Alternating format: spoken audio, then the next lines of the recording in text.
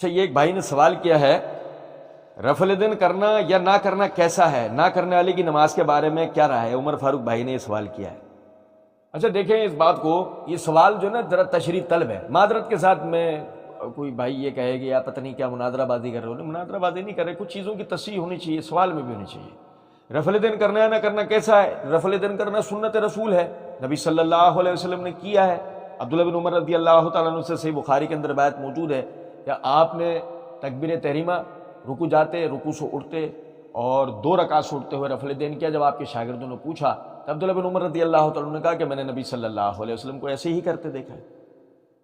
آپ بات سمجھ رہے ہیں؟ تو یہ تو نبی صلی اللہ علیہ وسلم کی سنت ہے۔ اب رہ گئی یہ بات کہ جی رفع دین کرنے والے کے بارے میں نہ کرنے والے کی نماز کے بارے میں کیا حکم ہے۔ دیکھیں ذرا اس بات کو سمجھیں، اس کو بڑا آسان طریقے سے سمجھا جا سکتا ہے۔ ایک آدمی تکبیر تحریمہ میں رفع دین نہیں کرتا، اس کی نماز کے بارے میں کیا حکم ہوگا؟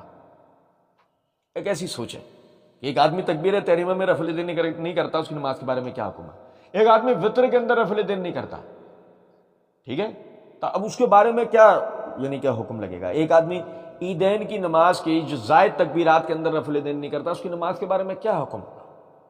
جو اس کی نماز کے بارے میں حکم سمجھا جاتا ہے، بتایا جاتا ہے، وہی حکم تکبیر تحریمہ رکوع جاتے، رکوع سے اٹھتے اور 2 رکعت سے اٹھتے کے رفع دین کے بارے میں بھی ہے۔ اور صحیح ابن خزیمہ کے اندر امام یحییٰ بن سعید الانصاری رحمۃ اللہ علیہ، وہ ان کی باقاعدہ امام ابن خزیمہ رحمۃ اللہ علیہ ان کا قول لے کر آئے کہ ابو امیہ ساعدی رضی اللہ تعالیٰ عنہ کے رفع دین کرنے کی جو حدیث ہے اس کو نقل کر کے وہ کہتے ہیں کہ جو شخص بھی اس حدیث کو سنے اور اس کے بعد وہ شخص نماز میں رفع دین نہ کرے تو اس کی نماز ناقص ہے۔ یہ قول میرے بتانے کا مطلب صرف اتنا تھا کہ آپ دیکھیں کہ ائمہ محدثین کے ایسے بھی فتاوی جات و اقوال موجود ہیں۔ اصل بات یہ ہے، ہمیں اس بات کو سمجھنا چاہیے، رفع دین کرنا اہل حدیثوں، شافعیوں، حنبلیوں، مالکیوں یا اثنا عشریوں کا شعار نہیں ہے، یہ سنت رسول ہے۔ ہمارے ہاں تو لوگ یہ سمجھتے ہیں کہ اگر ایک شخص نماز میں رفع دین کرے گا وہ حنفی ہے تو کوئی اہل حدیث ہو جائے گا یا کوئی وہ اہل تشیع ہو جائے گا، خدا نہ خواستہ ایسی کوئی بات نہیں ہے، یہ سنت رسول ہے۔ آپ جب تکبیر تحریمہ میں کر رہے ہوتے ہیں تو کون سا اہل حدیث ہو جاتے ہیں؟ آپ جب وطر میں کر رہے ہوتے ہیں تو کون سا اہل حدیث ہو جاتے ہیں؟ آپ جب عیدین میں زائد تکبیرات میں رفع دین کر رہے ہوتے ہیں تو آپ کون سا جو ہے وہ اہل حدیث ہو جاتے ہیں؟ وہاں بھی تو لازمی سی بات ہے آپ اپنے مسلک فرقے کو فالو کر رہے ہوتے ہیں، تو ایک مسلک اور فرقے کو فالو کرنے کا الگ چیز ہے، اس سے بھی آگے سعادت مندی کی بات یہ ہے آپ سنت سمجھ کے عمل کریں، اس کی تحقیق کر کے اس کو جان کے عمل کریں۔